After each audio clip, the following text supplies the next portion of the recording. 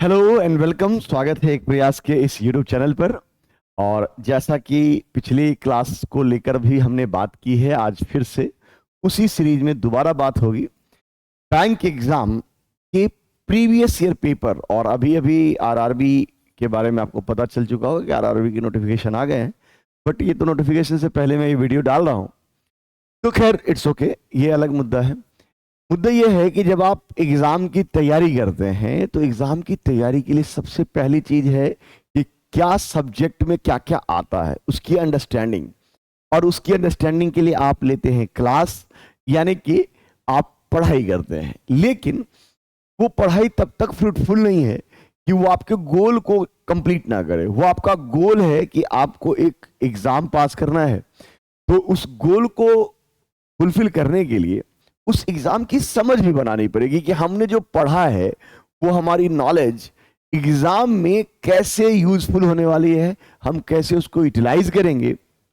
That's why मैं हमेशा कहता हूं कि प्रीवियस ईयर पेपर की सीरीज बहुत इंपॉर्टेंट है। और इसलिए प्रीवियस ईयर पेपर को जानना, समझना और उसको रिवाइज करना या प्रैक्टिस करना एग्जाम की आधी तैयारी के बराबर है। ये बात मैं हमेशा कहता हूं, और ये बात बैंकिंग एग्जाम में कुछ ज्यादा ही लागू है कि कैसे आप जब पढ़ाई करते हैं तो सवालों के इजी और बहुत हाई लेवल के बीच डिफरेंस नहीं करते। ये एग्जाम डिफरेंस कर देता है कि आरआरबी का प्री जैसे बैंक के सबसे आसान एग्जामों में से एक होता है, जब हम धीरे धीरे आईबीपीएस की ओर बढ़ेंगे, एसबीआई की ओर बढ़ेंगे, तो लेवल बदलते हैं। और फिर प्री और मेंस का लेवल क्यों अंतर होता है, क्या अंतर होता है, इन सभी बातों को आप समझते हैं प्रीवियस ईयर पेपर के साथ। चलिए, इस प्रीवियस ईयर पेपर की सीरीज में आज मैं लेकर आया हूं आरआरबी क्लर्क 2023 का पेपर, जो 2023 में पेपर हुआ है। मैं उस पेपर की बात कर रहा हूं। और ये पेपर है 13 अगस्त 2023 के शिफ्ट 1 का। मेमोरी बेस्ड पेपर है, लेकिन फिर भी एग्जाम में आए हुए सवाल आपके पास हैं।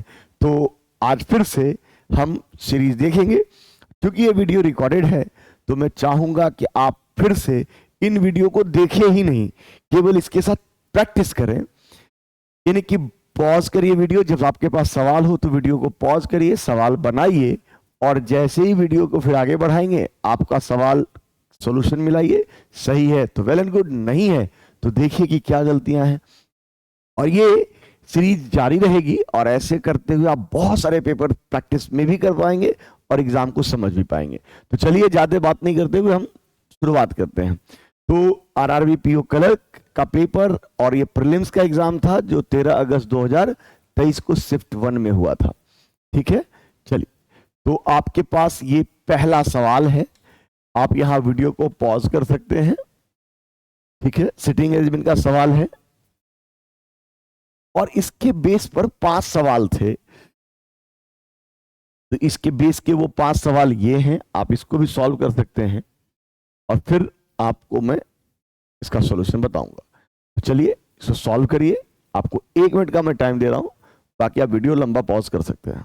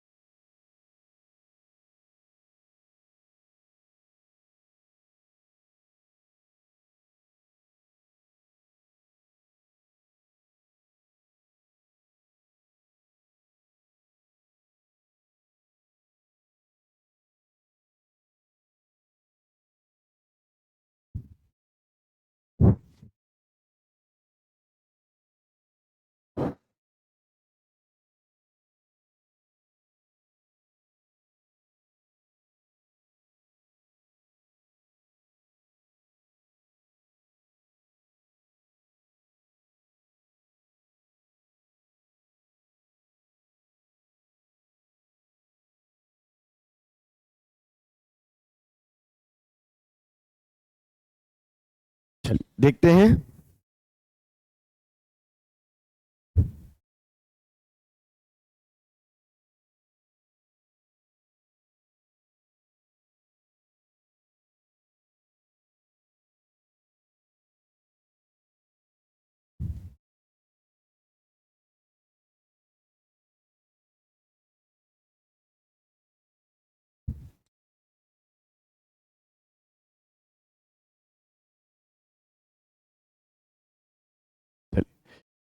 ये सवाल है सिटिंग अरेंजमेंट का, जो पैरेलल लाइन की बात कह रहा है। यानी ये अलग क्या है, 8 लोग हैं, 2 row in equal number of members. यानी कि ये पैरेलल लाइन में ऐसा कि 1 2 3 4, और यहां भी आपके पास 1 2 3 4 4 लोग बैठे हैं। ठीक है, बोला गया, यानी आप ऐसे रख लीजिए, member of one row are facing north and those, ये आप पढ़ चुके होंगे, कुछ लोग साउथ की ओर फेस करके बैठे हैं, यानी एक रो में नॉर्थ की ओर और एक रो में साउथ की ओर फेस करके बैठे हैं। Each member in one row exactly opposite to each other. ठीक है, only one person sit between S and Q. तो एस और क्यू के बीच एक लोग हैं, तो ऐसा हु अपने बगल वाले के लिए आता है, और हु का मतलब है क्यू। तो Q sits in the row facing north, तो क्यू उस रो में है जिसका फेस नॉर्थ है, तो अभी क्यू यहां हो सकता है। अच्छा, यहां लेफ्ट राइट अभी पता नहीं है, केवल बोला गया एक व्यक्ति एस और क्यू के बीच है, तो एस और क्यू यहां पलट सकता है, तो भी बहुत सारी पॉसिबिलिटी है, अभी रहने देते हैं। R is an immediate neighbour of P, तो आर और पी पड़ोसी हैं, तो अभी भी ये बात एरो, क्योंकि अभी पड़ोसी हैं, लेफ्ट राइट पता नहीं है। Q didn't sit at any extreme end of the row, तो डेफिनेटली वो एंड पर नहीं है, तो क्यू यहां हो सकता है। और एक दूसरी संभावना कि क्यू यहां हो सकता है, क्योंकि एंड पर नहीं है, तो एस और क्यू के बीच एक, तो यहां और यहां, और ये पॉइंट आपने टिक लगा दिया। फिर बोला गया S face P who sit second to the right of N. S face P, S face P, चलिए भाई ठीक है। हु यानी कि हु का मतलब P is second to the right of N, तो यहां N के राइट में P, राइट जब ऊपर की ओर देखेंगे तो राइट उल्टा हो जाएगा, लेकिन यहां पर आपके लिए जगह नहीं है, तो ये कैंसल। और यहां पर P और R पड़ोसी हैं, तो डेफिनेटली ये बात और ये भी टिक कर दिया। फिर बोला गया P is not an immediate neighbour of T, P T का पड़ोसी नहीं है। हु का मतलब है T फेस O, और Q is an immediate neighbour of O, तो T और O आमने सामने फेस है, T फेस O, और O Q का पड़ोसी, तो T यहां, और एक नाम बचा हुआ है मेरे लिए, वो है M। यानी कि सोचिए कि कितना इजी सवाल था। यानी कि एग्जाम में केवल और केवल इस एग्जाम में स्पीड ही मुद्दा है। और अब आपके लिए सवाल आपके सामने है, तो इस सवाल को देखिए, इसके बेस पर क्या क्या पूछा गया भाई। इसके बेस पे 5 सवाल बने थे, वो भी देखते हैं।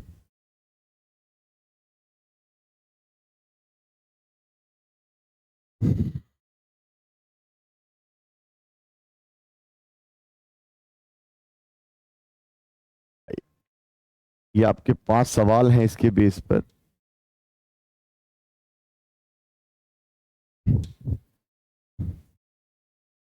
पहला सवाल है who sit between M and O, तो एम और ओ के बीच कौन बैठा, तो दिख रहा है क्यू, यानी option number C. What is the position of R with respect to N, तो एन के रिस्पेक्ट में आर की पोजीशन जब ऊपर की ओर देखेंगे तो ये राइट साइड कहलाएगा, तो इमीडिएट राइट, और इमीडिएट राइट के नाम पर ऑप्शन नंबर बी। फिर बोला गया what is the position of M, M की स्थिति क्या है, तो opposite of R of course है, लेकिन बगल में एक और ऑप्शन भी दिया गया ओनली 1 2 3, तो ये नहीं, इमीडिएट राइट ऑफ एस, तो एम एस के इमीडिएट राइट है, नीचे की ओर राइट, आप ऐसे देखते हैं।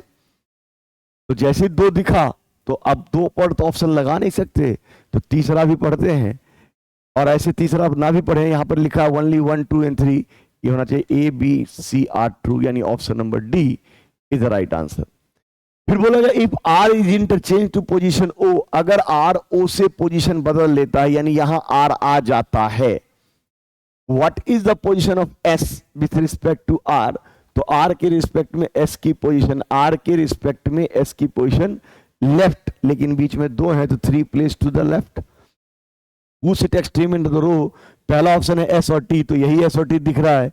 और अगर आपने सवाल बना लिया, तो मुझे नहीं लगता कि सवाल के ऑप्शन देने में बहुत टाइम लगेंगे। आई होप सो ये आपको समझ में आया होगा। चलिए, तो हम नेक्स्ट सवाल पे चलते हैं। और यही बात मैं कह रहा हूं कि प्रीवियस ईयर पेपर में स्पीड, आरआरबी में स्पेशली स्पीड बहुत बड़ा मुद्दा है, इसलिए आप इसके कट ऑफ को एनालाइज करेंगे तो कई बार हाई दिखते हैं। उन हाई कट ऑफ से डरिएगा मत, क्योंकि समटाइम उसके अंदर नॉर्मलाइजेशन का भी बहुत बड़ा रोल होता है, केवल कट ऑफ उतने हाई नहीं होते।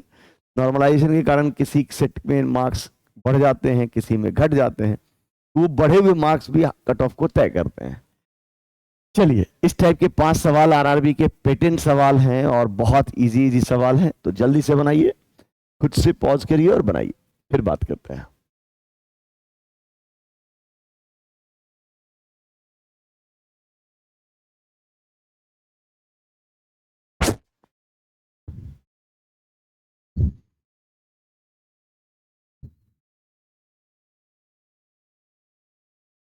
चलिए देखते हैं। इसने कहा कि what will be number obtain if second digit of largest number. तो दिए गए नंबर में सबसे बड़ा नंबर पहले कौन है? तो जैसे ही आप ये नजर डालेंगे, सबसे बड़ा नंबर आपको 978 नजर आएगा। तो 978 का सेकेंड डिजिट, क्योंकि आप पढ़ रहे हैं second digit of largest number, तो लार्जेस्ट नंबर का सेकेंड डिजिट आपने लिया 7, इज एडेड विथ, उसको जोड़ना है किससे? First digit of second smallest number. तो सेकेंड स्मॉलेस्ट नंबर की बात आएगी तो ये सबसे छोटा नंबर है 159, सेकेंड स्मॉलेस्ट नंबर कहलाएगा 324, और इसका फर्स्ट डिजिट लेंगे, ये फर्स्ट डिजिट है, ये सेकेंड डिजिट है, और ये थर्ड डिजिट कहलाएगा। तो फर्स्ट डिजिट लेंगे तो ये होगा 3। क्लियर है? और अगर इन दोनों को जोड़ा जाए तो आपके पास आंसर आ जाएगा 10, जो ऑप्शन नंबर डी में है। मुझे नहीं लगता कि इसमें किसी से गलती हुई होगी। चलिए, तो नेक्स्ट सवाल आपके पास फिर से दिख रहा है। फिर से कह रहा हूं, ये पेटेंट सवाल है, आरआरबी क्लर्क में आता ही है, ऐसा कभी नहीं हुआ कि नहीं आया हो, हर सेट में आपको दिखेगा। बस इसमें लैंग्वेज के साथ आप कितने कंफर्टेबल हैं, यानी कि आप कंफर्ट जोन में बनाएं, अपनी स्पीड लाएं।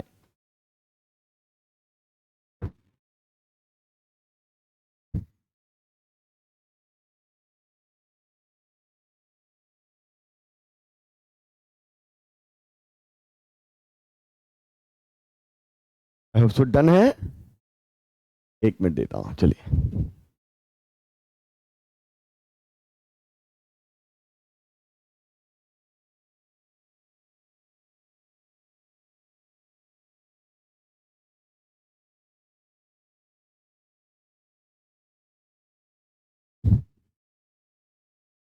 क्या बोला गया? If 1 is added to the second digit and first is 1 is subtracted to the third digit, यानी कि अगर कोई भी नंबर है उसके डिजिट में सेकेंड डिजिट में 1 जोड़ दिया गया है और थर्ड डिजिट में 1 घटा दिया गया, 1 is added to second digit and 1 is subtracted from third digit, which among the third largest number. एक बात बताइए, सबसे बड़े नंबर के लिए तय करने के लिए आपको पहले वाले डिजिट की जरूरत है। इस ऑपरेशन का हमें क्या लेना देना? मान लीजिए यहां पर जो पहला नंबर है 3, फिर है 8, फिर है 5, फिर है 9, फिर है 1, और यहां सवाल करने वाले ने कहा कि विच of the third largest number. तो थर्ड लार्जेस्ट नंबर के लिए हमें बाद के नंबर की जरूरत क्यों है? ये सबसे बड़ा नंबर है, दूसरा बड़ा नंबर और थर्ड लार्जेस्ट नंबर ये है। तो ये ऑपरेशन करें, फिर अपना नंबर तय करें, इतना टाइम कहां है? तो थर्ड लार्जेस्ट नंबर अब भी 583, ऑप्शन नंबर ई ही तो होगा। आई होप सो मेरी बात आपको समझ में आ रही होगी। बहुत इजी सवाल है। इसका कहना था ऐसे सवाल में लैंग्वेज के साथ कि भाई अगर यहां पर 324 लिखा है तो नंबर बदल दो, यहां कर लो +1 यानी कि 3 और यहां -1। इसके बाद कंपेयर करो कि कौन थर्ड लार्जेस्ट नंबर है। तो मुझे पता है कि बाद के नंबर को ऑपरेशन करने से लार्जेस्ट नंबर के कुछ तय करने के लिए तो पहला नंबर जरूरत है, इसमें हमने कोई ऑपरेशन किया ही नहीं।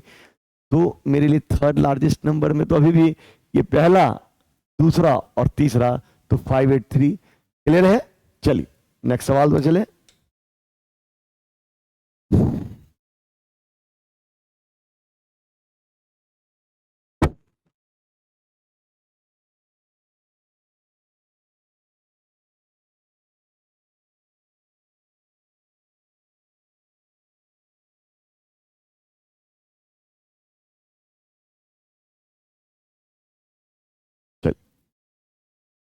ये कहता है कि if in each number 3 digit are arrange in ascending order. जैसे आपके पास नंबर है 324, इसके नंबर को असेंडिंग ऑर्डर डिजिट को बदला जाए। असेंडिंग का मतलब होता है बढ़ते हुए क्रम, तो पहले 2, फिर 3 और 4।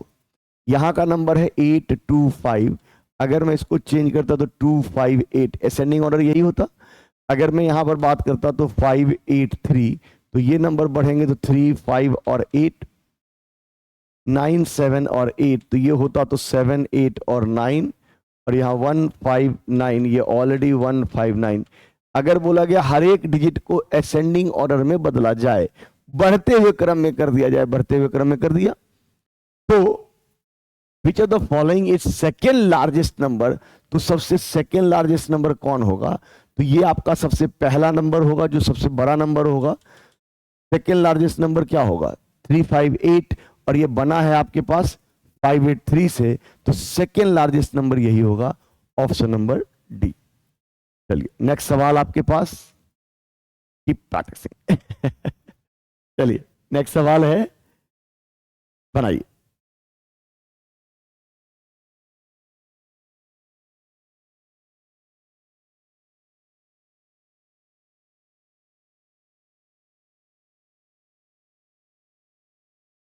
देखते हैं। ये कहता है कि first and third digit are interchange, first and third digit are interchange, यानी कि अगर ये बात कि पहला और तीसरा डिजिट बदल दिया गया, how many prime number are there in the following. Prime number की क्या परिभाषा है? कि वो नंबर जो खुद से और 1 से डिवाइड हो, किसी और से डिवाइड ना हो, वो प्राइम नंबर है। तो मेरे लिए अगर मैं चेंज भी कर दूं, ये कह रहा है कि भाई ऐसे देखिए, इतना टाइम नहीं है, 3 to 4, थोड़ी ये बात कह रहा है कि फर्स्ट और थर्ड, यानी कि यहां 4, 2 और 3, यानी कि इससे और इसे पलट दिया। अब बताइए ये प्राइम नंबर है या नहीं? बहुत बेसिक डिविजिबिलिटी रूल है कि 3 से भाग देने का नियम आपको पता है कि इनके डिजिट को जोड़ेंगे, और वो अगर 3 से भाग लग जाएगा तो 3 से भाग लग जाएगा। इसके बाद लास्ट का डिजिट अगर इवन नंबर में आएगा तो वो 2 से भाग लग जाएगा। ये पूछ रहा है कि कौन सा प्राइम नंबर। अगर मैं इसको पलट भी दूं तो 4, 2, 6 और 3 डिजिट तो वही रहेंगे, पलटूं क्यों? ये मुझे लग रहा है कि अगर पलटूं तब भी मुझे 4, 2, 6 और 3, यानी कि 6, 3, 9, ये इसका सम 9 है, तो इसका डिजिट पलट भी जाएगा, तब भी ये 3 से डिविजिबल है, तो ये प्राइम नंबर तो नहीं हो सकता। ये अगर पलटेगा तो लास्ट में 8 आ जाएगा, और जैसे मैंने 8 देखा, ये मेरे लिए इवन नंबर हो गया, इसलिए ये भी प्राइम नंबर नहीं हो सकता। यहां पर जैसे पलटूंगा लास्ट में 5 आ जाएगा, और 5 आते ही ये बात तय है कि वो 5 से डिविजिबल हो जाएगा, 5 से डिविजिबिलिटी का रूल, तो ये भी कैंसिल। मेरे लिए यहां पर दिख रहा है कि अगर मैं पलटू तो बाद का मुद्दा है, लेकिन अगर मैं यहां पर इसको जोड़ देता तो ये हो जाता 8 24, यानी कि इस तीनों को जोड़ता तो ये होता 24, जो 3 से भाग लग जाता, तो पलटने के बावजूद भी ये 3 से डिविजिबल तो होता ही। और इसकी बात करें तो ये भी 9, 1 10 और 5 15, तो ये भी 3 से भाग लगेगा, और 3 से अगर वो भाग लग गया तो उसके डिजिट पलटने से क्या फर्क पड़ेगा? तो आंसर इज 0। इसमें कोई भी प्राइम नंबर नहीं है। आई होप सो ये क्लियर होगा। बहुत इजी सवाल थे। मैंने पहले ही कहा कि इस टॉपिक में या आरआरबी क्लर्क में स्पीड ही मायने रखती है। तो चलिए नेक्स्ट सवाल पे भी सामने देखते हैं, जल्दी से आंसर दीजिए।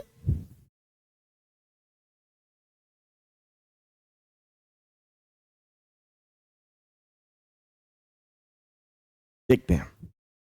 बोला गया what will the number of 10 when third digit of second highest number. तो जब सवाल है सेकंड हाईएस्ट नंबर का, तो first highest number, second highest number, तो 8, 2 और 5, और इसके थर्ड डिजिट की बात हो रही है, तो यानी हम 5 की बात करें, इज मल्टीप्लाई विथ, यानी इसका 5 मल्टीप्लाई किया जाएगा किससे?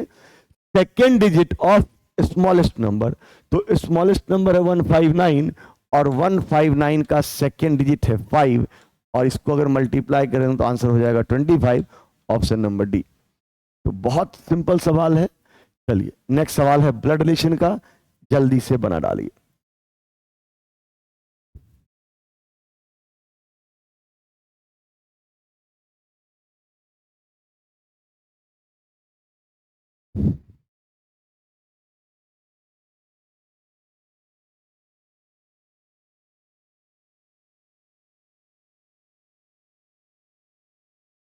चलिए देखते हैं, आई होप सो बन गया। ब्लड के सवाल तो बहुत इजी होते हैं। देखते हैं क्या है।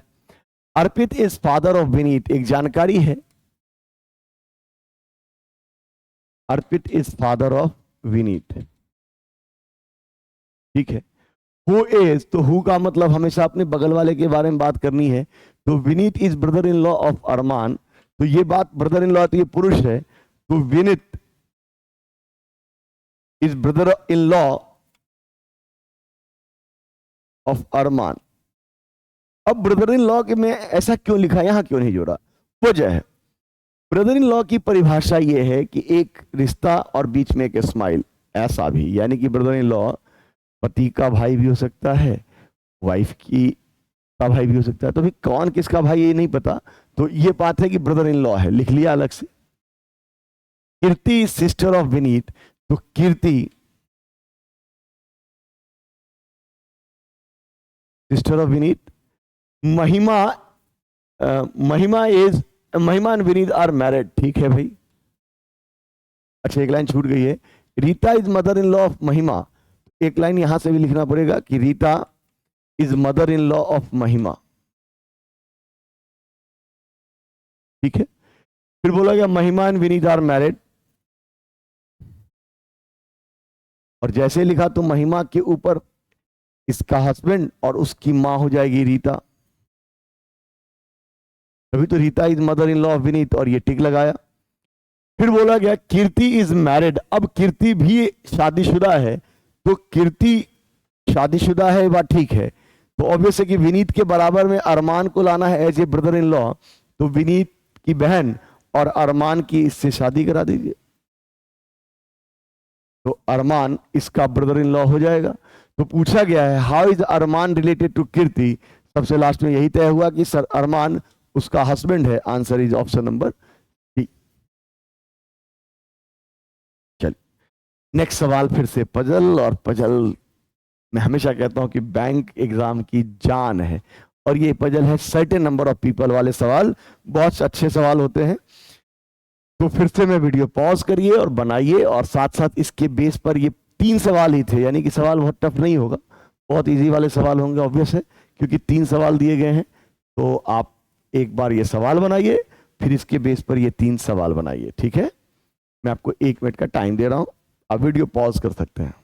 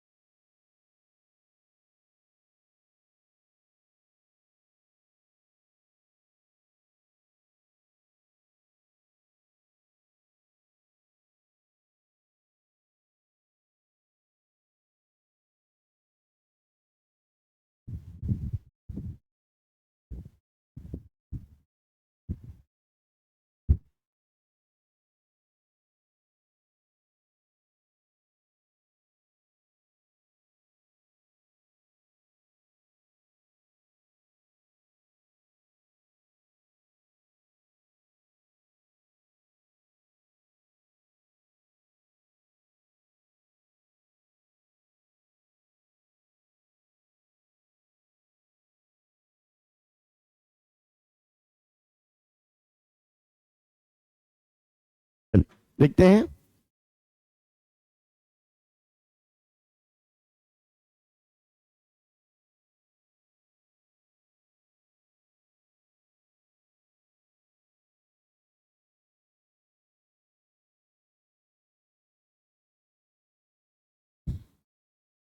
बोला गया सर्टेन नंबर ऑफ पीपल, यानी कि लोगों की संख्या नहीं पता है, कितने लोग बैठे हैं I don't no.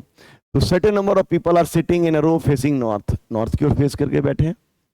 3 person sit between T and Q, who sit immediate left of L. चलिए भाई, एक जानकारी है जो अभी मेरे पास कंप्लीट नहीं है, तो 3 person sit between T and Q, और यहां एरो लगा देते हैं, कोई भी ऊपर नीचे आगे पीछे हो सकता है।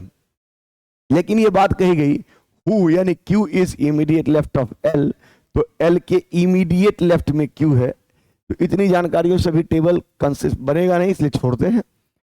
M sit third from one of the, अच्छा एक लाइन छूट रही है इनसे। 4 person sit between L and S, L और एस के बीच 4 लोग हैं।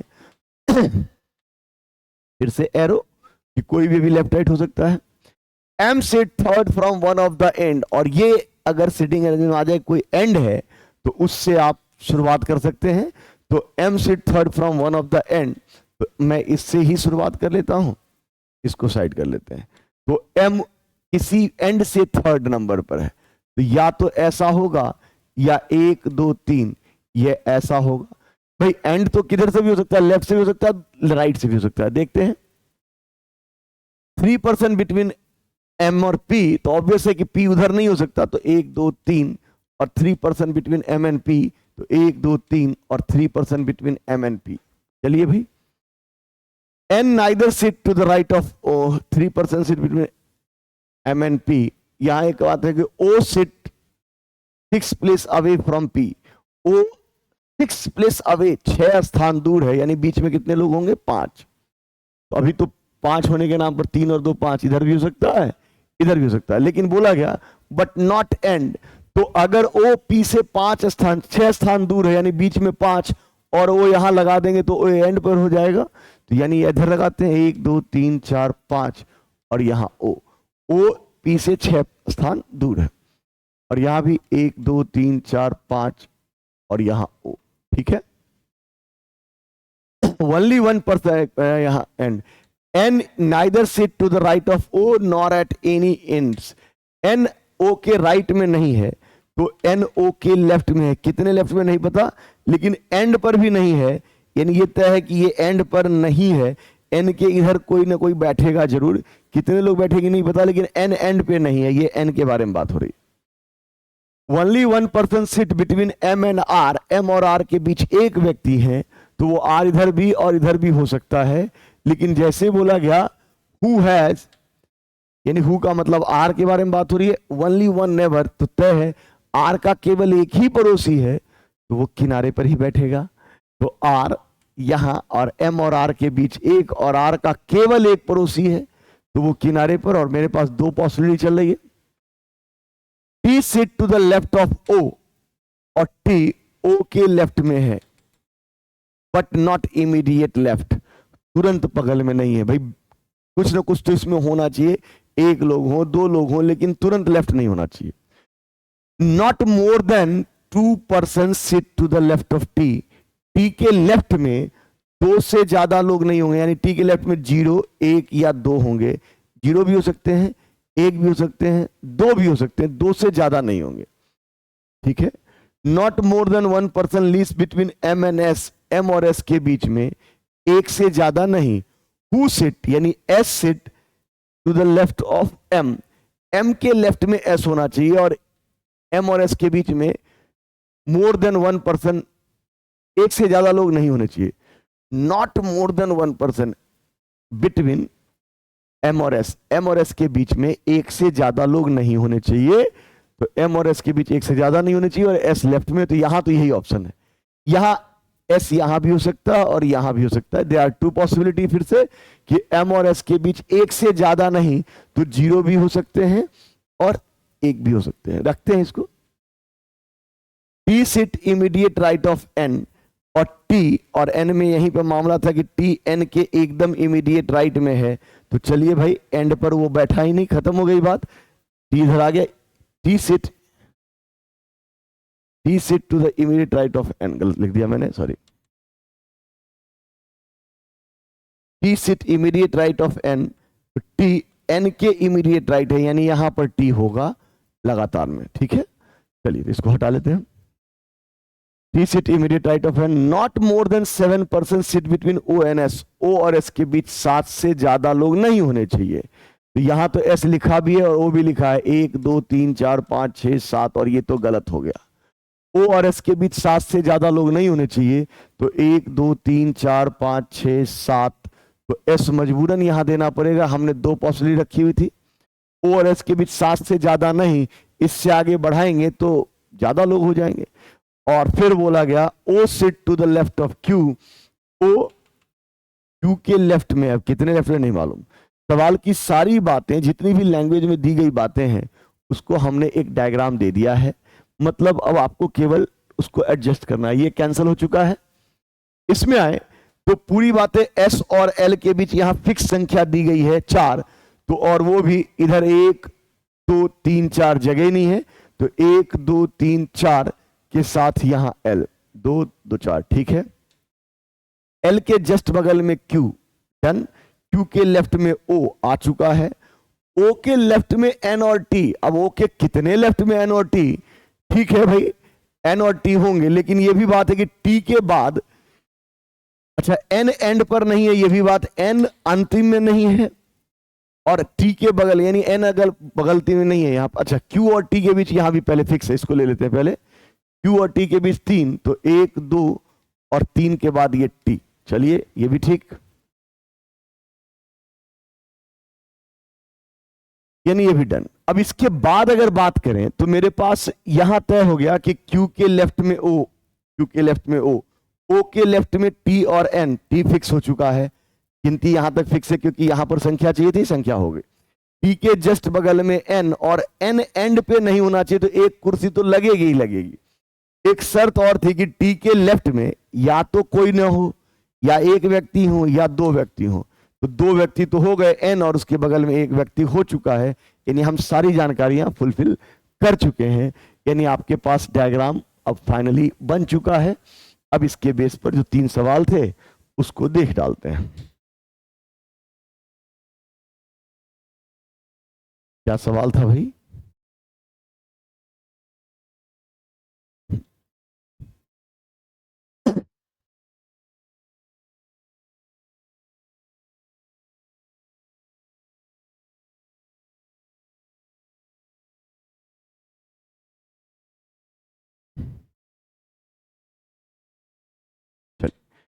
हमारा पहला सवाल पूछा गया, how many person are sitting in the row, कुल कितने लोग हैं? तो 1 2 3 4 5 6 7 8 9 10 11 12 13 14 15 16 17, 17 लोग हैं, और ऑप्शन नंबर डी में ये आंसर है। How many person are sitting between L and P, L और पी के बीच यहां दिख रहा है कि 2 लोग बैठे हैं, तो आंसर दे देंगे 2। What is the position of S with respect to R, R के रिस्पेक्ट में एस की बात की जा रही है, तो आर के रिस्पेक्ट में एस हो गया बीच में 3 और लेफ्ट की ओर है, तो हम बीच में 3 होने का मतलब 4 टू द लेफ्ट लिखेंगे, ऑप्शन नंबर ई। तो बहुत इजी सवाल था, आई होप सो आपको समझ में आया होगा। चलिए जल्दी से चलते हैं नेक्स्ट सवाल पे। हाँ बहुत इजी वाले, ये तो मतलब मैंने जो मेरे स्टूडेंट हैं उनके लिए बोनस होना चाहिए, इसमें गलतियां नहीं होनी चाहिए, बस आप देखिए और आंसर दें। आर और एफ के बीच रिलेशन बहुत डिटेल से पढ़ाया है, कॉन्सेप्ट के साथ पढ़ाया है कि कभी सवाल बड़े हो जाएं तो आप उलझे नहीं, बट यहाँ स्पीड ज़्यादा जरूरी है, इसलिए वो कॉन्सेप्ट होना चाहिए लेकिन उसकी प्रैक्टिस इतनी होनी चाहिए कि स्पीड ज़्यादा बन जाए। तो आर और एफ के बीच, तो मेरे लिए आर से जे, जे से एम और एम से एफ, यही मेरा दायरा है, मुझे यहाँ जाना ही नहीं है। आर से जे, जे से एम और एम से एफ, तो जिन्होंने मुझसे पढ़ रखा है, मैंने कई बार कहा कि प्रैक्टिस इतनी कि पेन ना चलाना पड़े, तो मेरे लिए आर से जे बंद, जे से एम बंद, और एम और एफ बराबर, तो आर की ओर बंद, खत्म। जिनको दिक्कत है उनके लिए आर जे एम और एफ, अगर इसको बनाए तो आर से जे, आर की ओर ढक्कन बंद, जे से एम, जे की ओर ढक्कन बंद, जे की ओर बंद, और एम और एफ अगर अब देखा जाए तो अब आप तुरंत कह सकते हैं कि हाँ आर की ओर सर लगातार ढक्कन बंद है, तो आर की ओर बंद। आई और जे, तो मेरे लिए फिर से आई और जे के नाम पर अगर बात करूं तो मेरे पास आई यहां है, तो आई से एफ, एफ से एम और एम से जे, तो अगर मैं हाथ से पढ़ूं तो आई की ओर खुला एफ, एफ से एम बराबर, और एम से जे खुला, तो खुला यानी ये भी सही है। जिनको इसका डायग्राम ऐसे देखना है भाई, आई से एफ, एफ बराबर एम और एम की ओर खुला जे, और आई की ओर ऐसा, आई से एफ ये बनेगा, एफ से एम बराबर है और बराबर एम के बाद खुला, तो आपको आई से जे, आई की ओर खुला, यानी option number C. I hope so इसमें दिक्कत तो नहीं हो रही होगी, जो मेरे स्टूडेंट हैं उनको तो कतई नहीं होगी, बहुत डिटेल से पढ़ाया है। स्पीड के बात की है, और फिर अब प्रैक्टिस भी करा रहा हूं, और रेगुलर प्रैक्टिस करते रहिए, इसलिए बोलता हूं बनाते रहिए। चलिए नेक्स्ट सवाल है आपके पास, जल्दी से इसका भी आंसर बनाइए।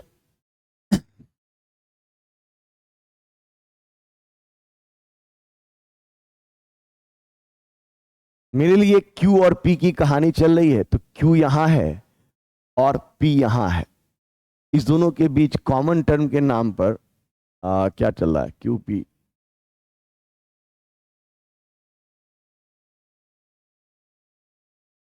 ओके, क्यू से डब्लू, डब्लू से टी, और टी से पी, लंबी जर्नी है, चाहे तो लिख लेते हैं, कोई बात नहीं। क्यू से डब्लू बराबर ही है डब्लू से इक्वल इक्वल और equal equal equal equal equal, यानी ये तो गलत है, हर जगह इक्वल है, और ये भी गलत है। जब दोनों गलत हैं, कोई बात नहीं, मैं फिर से ड्रॉ कर देता हूं। क्यू से W, Q equal to W, W से टी, तो डब्लू से टी के बीच आप रिलेशन बनाएंगे, डब्लू से टी के बीच बनेगा डब्लू की ओर बंद और टी की ओर खुला, और टी और पी के बीच आप रिलेशन यू बनाएंगे, डब्लू से टी के बीच रिलेशन टी की ओर खुला, जिन्होंने पढ़ रखा है मुझसे उनको पता है, टी की ओर खुला और बराबर, तो ऐसा, और टी और पी ऐसा। एक्चुअल में अभी आप क्यू और पी में रिलेशन बनाते, तो क्यू और पी में आपके पास रिलेशन ये होता, यानी कि क्यू की ओर बंद या बराबर, और बंद और बराबर, केवल बंद आंसर नहीं देंगे, बराबर भी आंसर नहीं देंगे, बंद या बराबर, तो आंसर दोनों में से कोई एक हो सकता है, और इसलिए इस कंडीशन को हम कहेंगे आइदर, ऑप्शन नंबर डी। चलिए नेक्स्ट सवाल पे चलते हैं।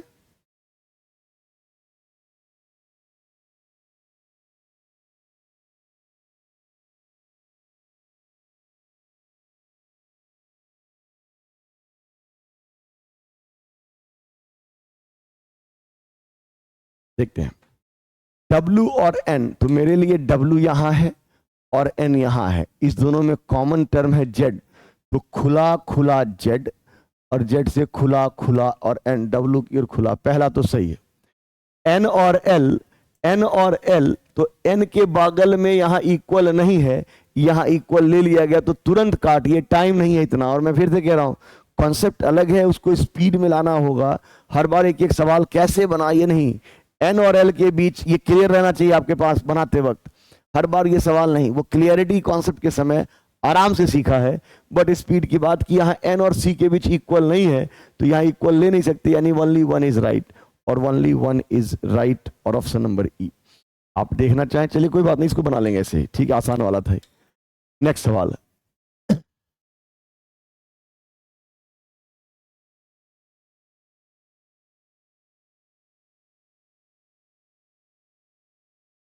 10, वी एंड के, तो वी से चले बंद बंद बंद, डी पर आ गए, और फिर डी से देखा तो बंद के, तो बंद बंद, डी पर आए, और डी से भी बंद और के, तो वी की ओर तो बंद, ये तो ठीक है, इक्वल नहीं चाहिए क्योंकि शुरुआत में ही इक्वल नहीं है, इट्स ओके।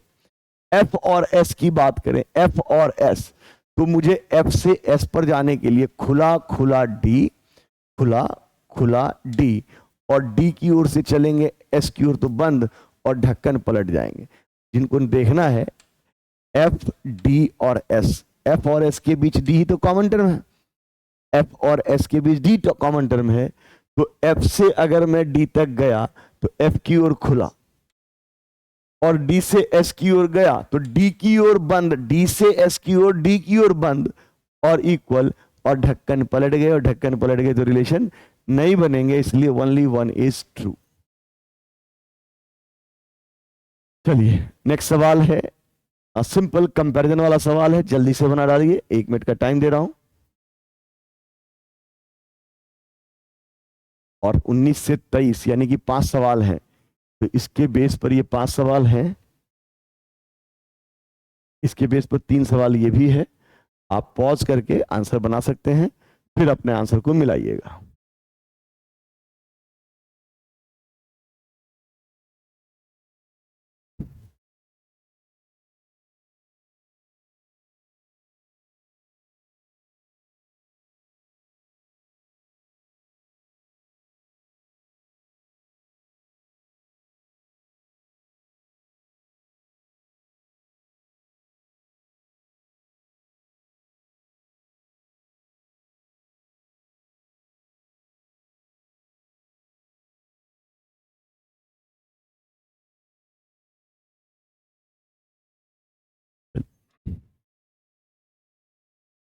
इस वाले सवाल की बात अगर करूं तो थोड़ा सा इजी होता है, और मैं पहले ही कह रहा हूं आरआरबी क्लर्क बहुत इजी होता है। और ये बात अब आपको समझ में आ रही है। क्लास के अंदर आप बहुत सोचते हैं यार इतना बड़ा पजल है, ऐसे है वैसे है, ये होगा तो क्या होगा, ये इजी है नहीं आएगा, आप तय करने लगते हैं। और मैं बार बार कह रहा हूं पहले से डिसीजन मत लीजिए, उसका अनुभव लीजिए, और डिसीजन अपने आप आपके माइंड में बैठने लगेगा, और अनुभव प्रीवियस ईयर पेपर से ही आएगा। चलिए देखते हैं। यहां पर बोला गया there are 6 person, all of them purchase different article, one purchase article before A. ठीक है, अलग अलग आर्टिकल खरीदे गए हैं।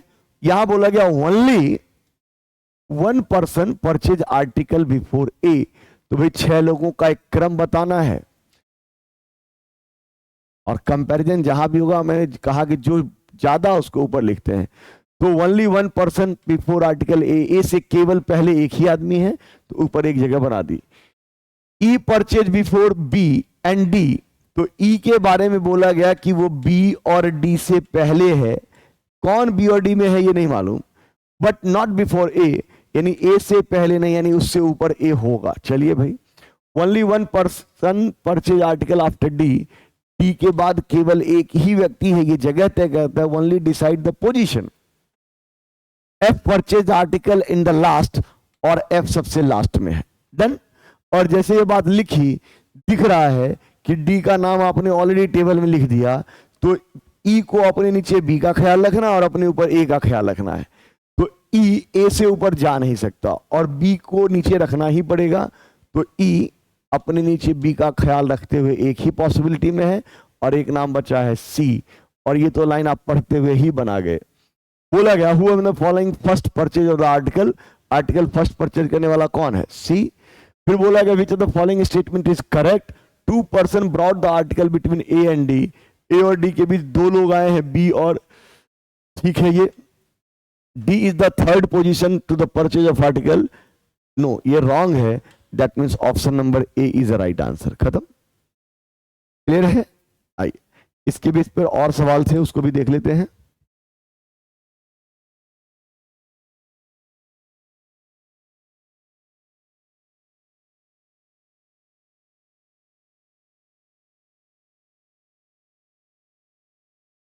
इसका नेक्स्ट सवाल था सॉरी,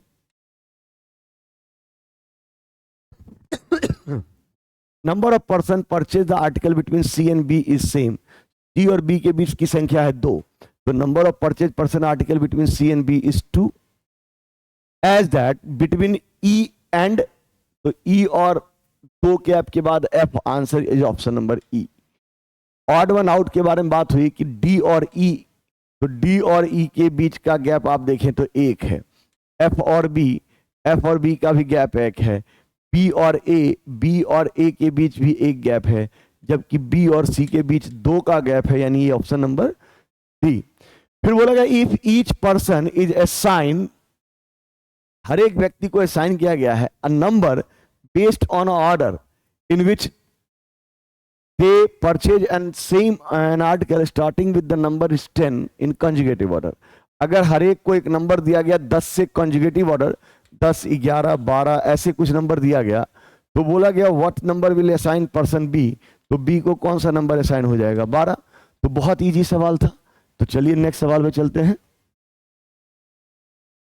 हाँ, फिर से पजल है, जल्दी से बनाइए, पजल ही तो एग्जाम की मतलब जान है।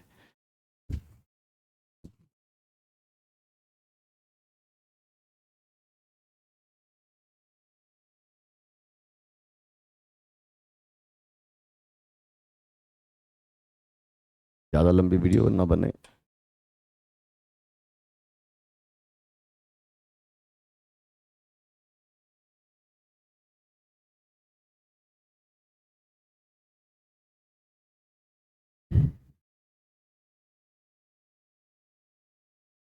बोला गया 7 पर्सन इन अ बिल्डिंग, तो सब 1 2 3 4 5 6 7, ठीक है।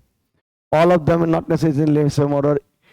बोला गया E list one of the floor below third floor, E third floor से नीचे के फ्लोर पर है, और जब थर्ड फ्लोर से नीचे के फ्लोर पर ई है, तो आपके पास 2 ऑप्शन बने, या तो ई यहां होगा या तो ई फर्स्ट फ्लोर पर होगा, ठीक है भाई। 3 people live between F and E, F और ई के बीच 3, 1 2 3, तो एफ यहां और यहां 1 2 3 और एफ यहां, क्योंकि नीचे का तो ऑप्शन ही नहीं है। 2 people living between C and F, F ऊपर है तो यहां पर सी, दो लोगों के बीच, वहां ऊपर जगह नहीं है तो दो लोगों के बाद C. G lives immediately below D, D के जस्ट नीचे जी है। हु यानी कि D lives an odd number floor, तो ऑड नंबर फ्लोर के नाम पर आपके पास यही जगह है डी और जी। यहां पर तो नहीं दे सकते क्योंकि यहां फोर्थ फ्लोर होगा, तो ये डी और जी। फिर बोला गया ए लिव्स एबव बी, तो ए लिव्स एबव बी जैसे ही लिखते हैं तो आपके पास यही ऑल्टरनेट है, लेकिन अगली लाइन लिखी गई है हु यानी कि B does not live adjacent to C, B C के पास नहीं है, यानी ये तरीका गलत और एक तरीका सही। बहुत इजी सवाल, ये तो रीड आउट करते ही आंसर दे दिया आपने। ठीक है, तो चलिए इसके बेस पे सवाल भी देख लेते हैं। कितने सवाल थे भाई? 5 सवाल थे, वेरी गुड। देखते हैं सवाल, इसलिए कह रहा हूं बोनस, इतना आसान सवाल और 5 सवाल, बताइए। फिर बोला गया कि how many people lives between the one who lives the floor number 6 and B, तो 6 और बी के बीच कितने लोग हैं? तो यानी 6 और बी के बीच 4 लोग हैं, option number B. Who lives immediately above C, C से तुरंत ऊपर कौन है?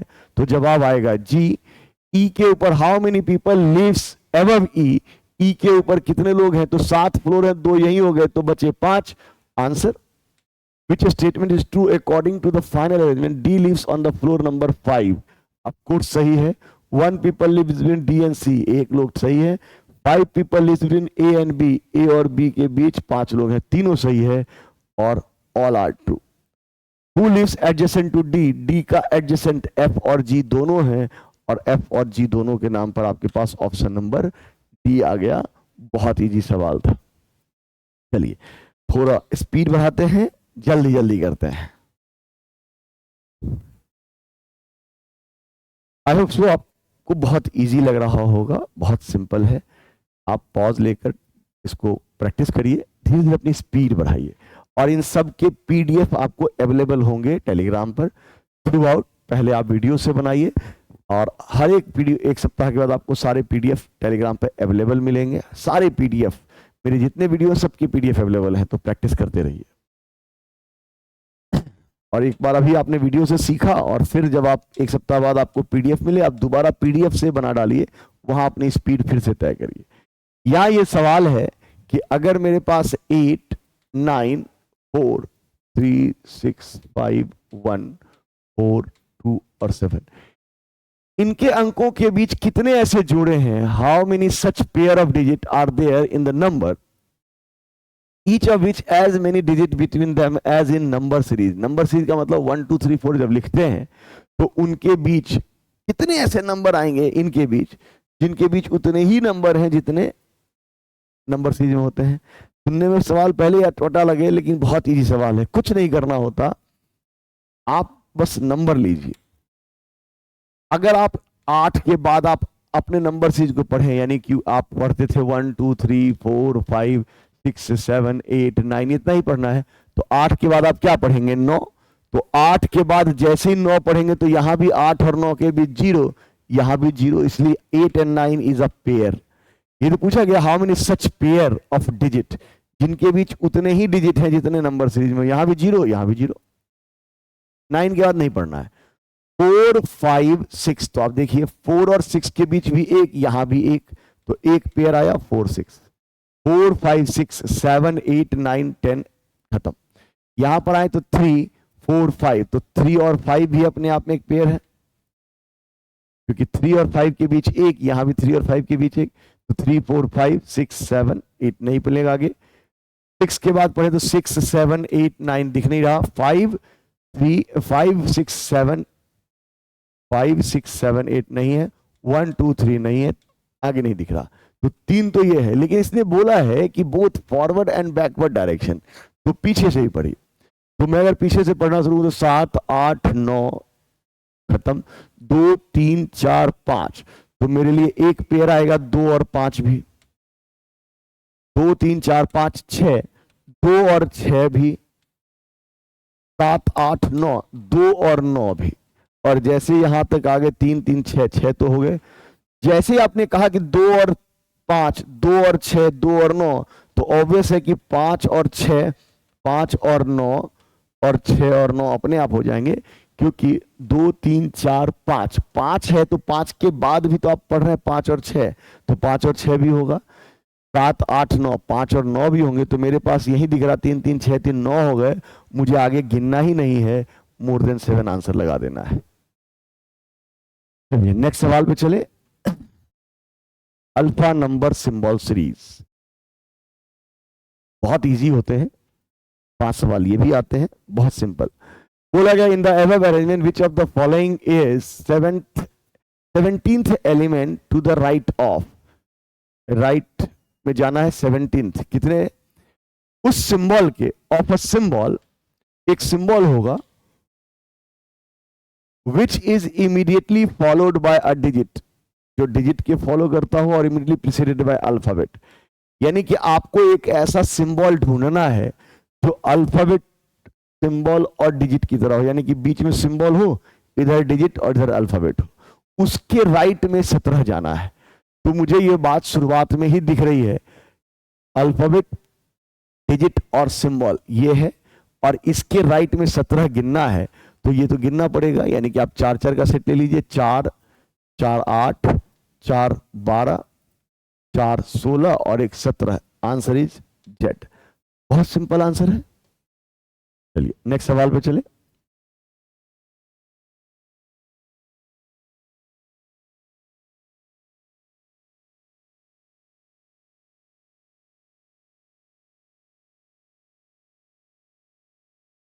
यहां बोला गया how many letters are there in the above arrangement which are immediately, यानी कि हाउ मेनी लेटर्स, जैसे ही पाता ही लेटर लिखिए, immediately followed by a symbol, एक सिंबल को फॉलो करता है, और immediately preceded by a digit. एक ऐसा लेटर चाहिए जो डिजिट और सिंबल के बीच हो। तो ऐसे कितने हैं, तो ऐसे कितने हैं, तो अब इसको देखिए। अगर आप देखेंगे तो आपके पास पहला digit letter, digit digit digit digit letter, digit letter के नाम पर पहला सेट तो यही आया 8C, क्योंकि डिजिट लेटर सिंबल, ठीक है। इसके बाद आए तो मेरे पास digit digit number number number number के बाद आए digit letter symbol, digit letter symbol, एक मेरे पास डिजिट लेटर सिंबल यहां आया, फिर से नंबर, डिजिट लेटर और सिंबल ये आया, और तो नहीं आया। तो मेरे पास 3 है आंसर, और ये ढूंढना पड़ेगा, इसलिए क्लरिकल एप्टीट्यूड कहते हैं इसको। चलिए नेक्स्ट सवाल है how many symbol are there in the same, यही हो गया क्या? अच्छा, how many symbol are there in the above arrangement which is immediately followed by and immediately preceded by a digit, यानी कितने ऐसे सिंबल हैं जो 2 नंबरों के बीच हो, डिजिट के बीच हो, डिजिट और डिजिट के बीच हो। कितने ऐसे सिंबल हैं जो डिजिट और डिजिट के बीच में, तो 2 नंबर के बीच सिंबल ढूंढना है। तो सिंबल है लेकिन नंबर नहीं, सिंबल नहीं, सिंबल है लेकिन लेटर हो गया, सिंबल है और नंबर हो गया। एक तो ये रहा, तो सिंबल और नंबर, दूसरा ये रहा, सिंबल है और 2 नंबरों के बीच में है, तो दैट्स ऑल, ऑप्शन नंबर 2, यानी कि इसका आंसर हो जाएगा ऑप्शन नंबर डी। चलिए नेक्स्ट सवाल देखें। इसने बोला कि if we drop all the symbol and letter, यानी कि बचा ही डिजिट, सिंबल भी गिरा दें, यानी कि ये सब हटा दें, ऐसा ये हटा दें, ये हटा दें, ये हटा दें, एंड ऑल्सो लेटर भी हटा दें, तो बचेगा क्या? नंबर ही तो बचेगा। ठीक है भाई, अगर ऐसा किया, find the average of a digit that at the 3rd and 7th place from left, तो 3rd और 7th प्लेस पे कौन आएगा? तो 3rd नंबर पे डिजिट आने के नाम पर पहला, दूसरा और तीसरा, एक तो ये आएगा हमारे पास, चौथा, पांचवा, छठा और 7वां ये आएगा। तो यानी कि ये पूछ रहा है 2 और 6 का एवरेज, तो अब इसमें क्या करना है? इस दोनों को जोड़ के 2 से भाग दे देना है, 8 और 8 का एवरेज ए। बहुत सिंपल सवाल है। इस सवालों में केवल आपकी स्पीड देखी जाती है और कुछ भी नहीं। यहां बोला गया 4 of the following alike in a certain way, यानी ऑड वन आउट ढूंढना है, ऑड वन आउट। तो ऑप्शन में आइए RW3, RW और 3, यानी कि इसमें 2 के गैप के बाद, यानी R की पोजीशन से 3 ज्यादा लिया और फिर से 1 कम लिया, RW3। चलिए भाई, K7R, K7 और R, यहां भी 3 ज्यादा और फिर 1 कम आए, @Q4, @2 और 4, फिर से वो 3 ज्यादा और फिर 1 पीछे, 5Z डेल, तो 5Z और यूरो सेम, Z6A, तो मैं यहां पर आऊं तो Z6A आपको दिख रहा होगा कि Z6, ये तो ठीक है, लेकिन A के नाम पर मुझे पीछे नहीं आना पड़ा, मुझे आगे जाना पड़ा, यानी यही मेरा ऑड वन है।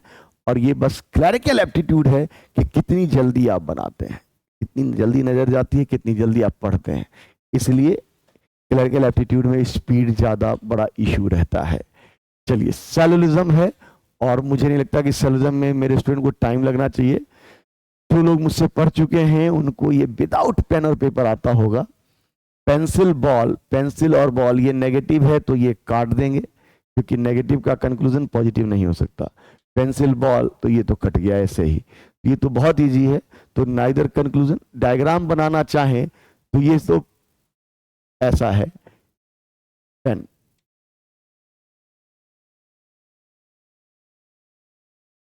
ये बनेगा, और नो पेंसिल इज बॉल।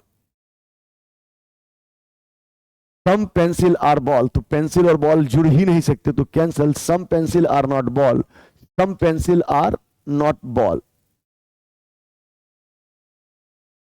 एक some pencil are not, pencil और बॉल नेगेटिव है ना, तो नेगेटिव तो सम नॉट तो ठीक होगा, ओके सॉरी। हाँ, नो का रीस्टेटमेंट, नो का रीस्टेटमेंट, और ऐसे भी मैंने पढ़ाया कि नो होगा, मैंने इसको सम पढ़ लिया था, कोई बात नहीं। तो सम पेंसिल आर नॉट बॉल, तो पेंसिल और बॉल, नो का रीस्टेटमेंट, और नो का रीस्टेटमेंट सम नॉट होता है, तो second is right, only conclusion second is right, दिख भी रहा है डायग्राम से भी। चलिए नेक्स्ट सवाल पे चले।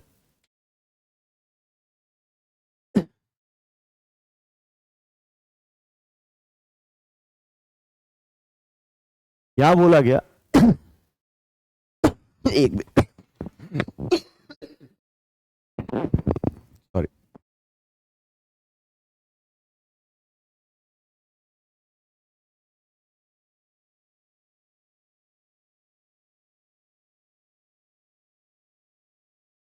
यहां बोला गया ओनली अ फ्यू, यहां पर अगर आए तो ये दोनों सम है तो ऑल तो बनेगा नहीं, दोनों ही पॉजिटिव हैं, तो मेरे लिए चेयर और लैपटॉप, चेयर और लैपटॉप, ये भी नहीं बनेगा। चेयर कैन नेवर, सम, अच्छा ऑल नहीं है, ये सम नॉट है, ये ऑल और के साथ कैन नेवर, कैन है तो पॉसिबिलिटी, लेकिन नेवर लगा हो तो डेफिनेट, यानी इसको हमने पढ़ा था कि ऐसा लिखा हो जाता है, सम चेयर नॉट लाइट पढ़ेंगे, तो चेयर और लाइट और ये वाला पार्ट है, तो इसका मतलब ये होता है कि सम नॉट होगा, यानी ये वाला राइट है, ये रॉन्ग है। डायग्राम से दिखा देता हूं। ओनली अ फ्यू चेयर, मैंने दोनों मेथड पढ़ाए हैं, दोनों देखेंगे, आपको दोनों आना चाहिए। Only a few chair are light, कुछ ही चेयर लाइट हैं, तो ये बात यहां से नहीं मिलेगी। और some light can not be laptop, कुछ ऐसे लाइट हैं जो लैपटॉप नहीं है, लैपटॉप और लाइट, ये लाइट है और लैपटॉप कुछ नहीं है, ठीक है भाई। Some chair are not laptop, of course यहीं पर दिख रहा है कि कुछ चेयर लैपटॉप नहीं है, right, some chair are not laptop. अच्छा, चेयर और लैपटॉप की बात हो रही है, लाइट नहीं, चेयर और लैपटॉप, तो ये लैपटॉप का लाइट से रिलेशन है, ये लैपटॉप यहां भी जा सकता है, तो ये वाला पार्ट गलत। All chair can never be light, of course chair, chair का पूरा हिस्सा लाइट में नहीं जा सकता, तो ये बात सही है, option number second is right, यानी आंसर लगाएंगे वनली कंक्लूजन सेकेंड। चलिए नेक्स्ट सवाल पे चले।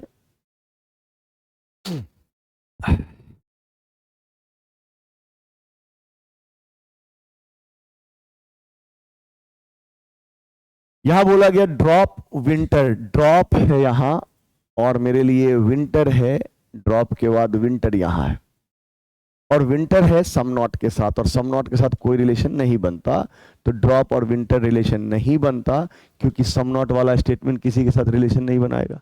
तो दो कंक्लूजन दोनों इंडिविजुअल रूप से रॉन्ग, एक सम में दूसरा नो में। सब्जेक्ट की जगह सब्जेक्ट, प्रेडिकेट जब प्रेडिकेट हो अथवा पलट जाए आइदर कहलाता है। ये जिनको पता है उन्होंने केवल रीड आउट किया होगा, आंसर आंसर दे दिया होगा। आप डायग्राम भी बनाकर देख सकते हैं। All drop are rain, only a few summer is rain. Summer का कुछ हिस्सा रेन है और कुछ हिस्सा नहीं है।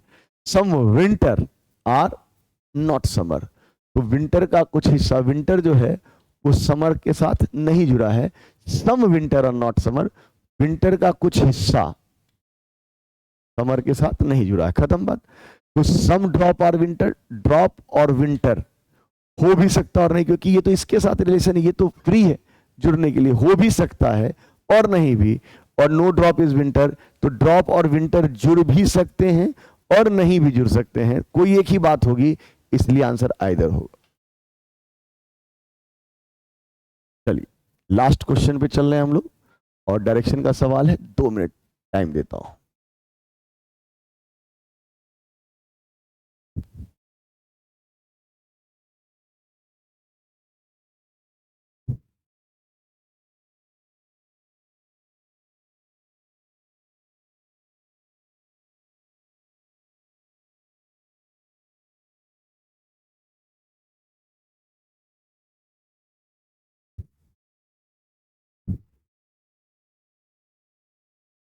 चलिए आप इसे पॉज करके बना सकते हैं, आंसर भी दे सकते हैं, मिलाते हैं।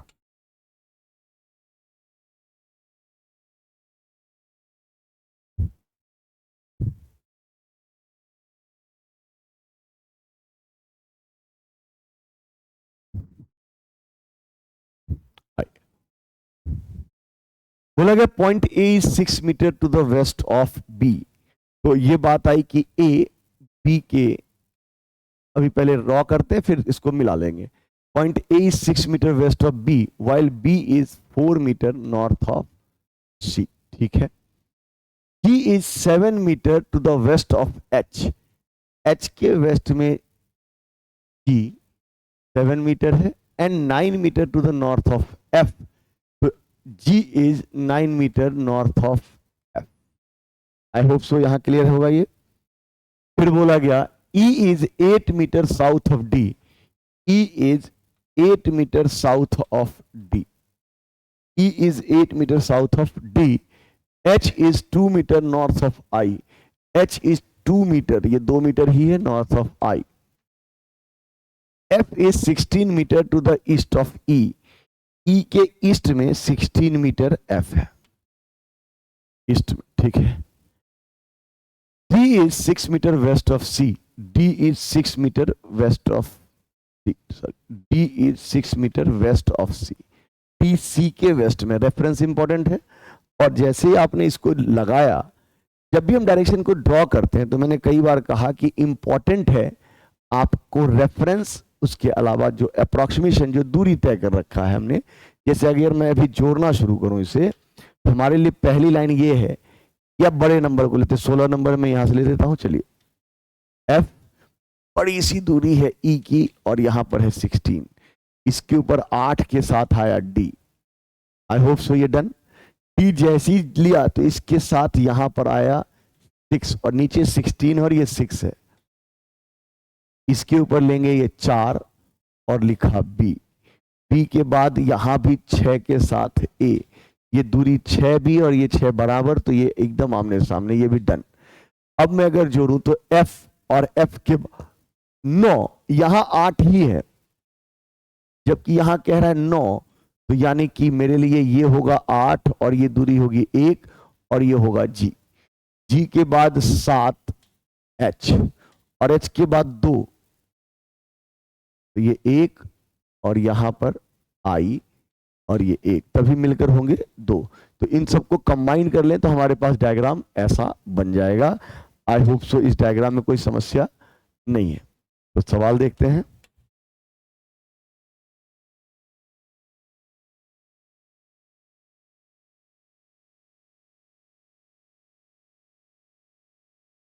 तो हमारा सवाल है कि what is the shortest distance between C and E. तो सी और ई के बीच का शॉर्टेस्ट डिस्टेंस यही निकल कर आएगा।